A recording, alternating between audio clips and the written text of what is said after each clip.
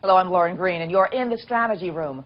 House Speaker Paul Ryan ruffling some feathers in the Republican Party with comments yesterday saying he's just not ready to back presumptive nominee Donald Trump. The businessman firing back at Ryan in a statement saying he isn't ready to support the Speaker's agenda. The two will reportedly meet next week in an effort to clear the air. Joining me now with reaction are Iona College professor Jeannie Zaino and Republican strategist Brian Morgenstern. Welcome to you both. Thank you. Okay, Brian, what do you make of this? Further fracturing of the GOP. Yeah. You know, there are a number of explanations I've heard. One is giving cover to House Republicans so that they can put a face on the non-Trump Republican movement. Another is that Ryan is presenting this alternative agenda to lay the groundwork for his own presidential run in 4 years.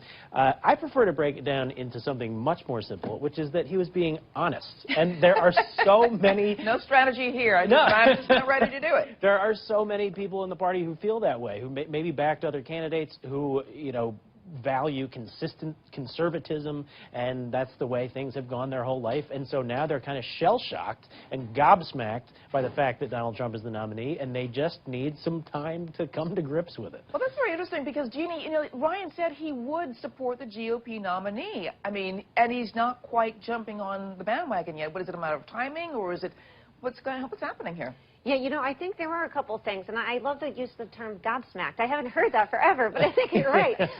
You know, given how fractured the GOP has gotten throughout this process, I have to say I took a completely different view from most people. I thought his remarks were very measured. You know, look they are very different on policy. Everything from his views on Muslims coming into the country to his views on Social Security. I mean, they're very different on policy. You know, there is a concern that Donald Trump could cost them some seats in the House, and that would be a challenge for Paul Ryan leading the House. And, of course, there is the issue of temperament. You know, Paul Ryan and Donald Trump are very different people. So I heard his remarks, and I thought they were pretty measured remarks. I mean, he said, I want to get there. I want to support him. It's going to take some time, and I think we have to heal, bring the party together. And I think he's right about that. And I actually thought Trump's remarks in the aftermath were pretty measured as well, although I think he could have been a little bit more towards the unity end than towards the, I don't know if I'll support his agenda either. Yeah. But, you know, for the most part, I don't know how anybody's surprised by this. This is a party that's been through the ringer, and we are still, you know, more than a month away from this convention. I think there's time to heal that rift. Okay, but Brian, we've got some establishment Republicans here, Romney, McCain, George Bush. They have no plans to back Trump. Not only that, I don't think they have any plans to show up to the convention. Right, and that, you know, but that, as this primary has borne out, may not matter a whole heck of a lot, because if the convention really is the show that Trump says it's going to be, and that enough leaders get on board, and there's enough people willing to not oppose him, like Senator Kelly Ayotte's position, for example, just to say, I'm going to support the nominee. That doesn't mean she's going to go out and campaign for him and give speeches on his behalf.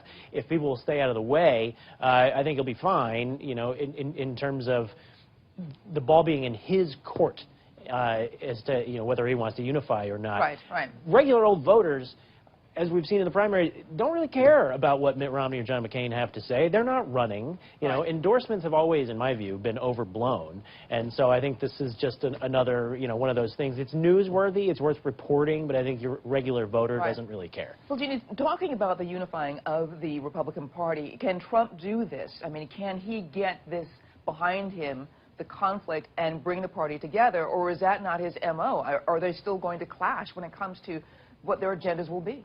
You know, I think he does have it in him to do this, but I think it's, does he really, really commit to bringing the party together, or does he decide, you know what, it has worked for me so far to run like a maverick? You know, but he is a bit of a lone wolf in that sense. He's a bit of a lone wolf in that sense. I think you're absolutely right. And you had Paul Ryan saying, look, you inherited the mantle of this institution that we all cherish, and now it is your responsibility to bring us together. Donald Trump may see that differently. He may feel like, look, as he said, I got the votes. I didn't inherit this. I won, and you have to follow me. So I think we're going to have to wait and see if Donald Trump is going to pivot and say, look, we have to consolidate the party. I am not convinced he is going to do that in the way people like the Bushes or, you know, the Doles or the McCains or these other people, Romney certainly really want him to.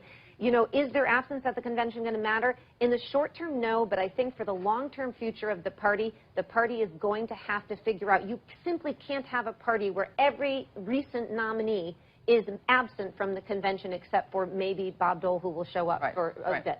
Right, very interesting stuff. I think we're seeing the beginning of a sort of a changing of the guard with the GOP. And a very new party. Yeah. All right, thank you very much, Jeannie.